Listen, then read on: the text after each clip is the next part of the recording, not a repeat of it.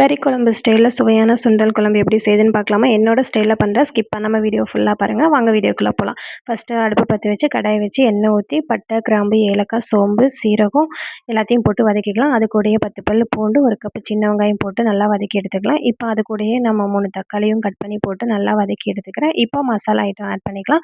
1 1/2 spoon மிளகாத்தூள், 2 spoon மல்லித்தூள், 1 spoon கறி மசாலா, 1/4 டீஸ்பூன் மஞ்சள், தேவையான அளவு உப்பும் போட்டு வதக்கிட்டு அது கூட 4 டீஸ்பூன் தேங்காய் துருவல் ஆட் பண்ணி வதக்கிக்கலாம். நல்லா வதங்கினதுமே அது கூட 2 டீஸ்பூன் சிக்கன் மசாலாவை ஆட் பண்ணி வதக்கி ஆற வச்சு அரைச்சி எடுத்துக்கலாம். இப்போ நம்ம குழம்பு தாளிச்சிடலாம் வாங்க. ஒரு கடாய் வச்சு எண்ணெய் ஊற்றி சோம்பு கொஞ்சம், கடல் பாசி கொஞ்சம் ஆட் பண்ணி பொரிஞ்சதையும் 2 பெரிய வெங்காயத்தை நீல வாக்கில் கட் பண்ணி வச்சுருக்கேன். அதையும் ஆட் பண்ணி நல்லா கோல்டன் ப்ரௌன் ஆகிற வரைக்கும் வதக்கிக்கலாம்.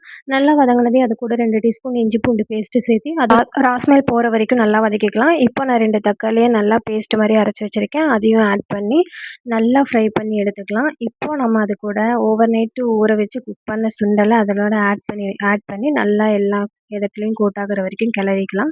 இப்போ நம்ம அரைச்சி வச்சுருந்த விழுதை இதில் ஆட் பண்ணி நல்லா எல்லா இடத்துலையும் மசாலா கோட் ஆகிற வரைக்குமே வதக்கிக்கலாம்.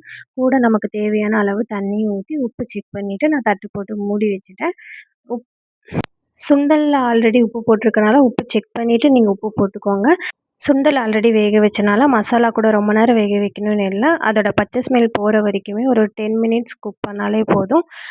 சுவையான சுண்டல் குழம்பு ரெடி ஆயிரும். லாஸ்ட்டாக நீங்கள் கொத்தமல்லி ஃப்ரெஷ்ஷான தழை இருந்துச்சுன்னா போட்டுக்கோங்க. என்கிட்ட இல்லாதனால நான் ஸ்கிப் பண்ணிவிட்டேன். உண்மையாலுமே டேஸ்ட் ரொம்ப சூப்பராக இருந்துச்சு. ட்ரை பண்ணி பார்த்துட்டு எப்படி இருக்குன்ட்டு மறக்காமல் கமெண்ட் பண்ணுங்கள். நெக்ஸ்ட் என்ன ரெசிபி போடலான்னு கமெண்ட் பண்ணுங்கள். பாய்.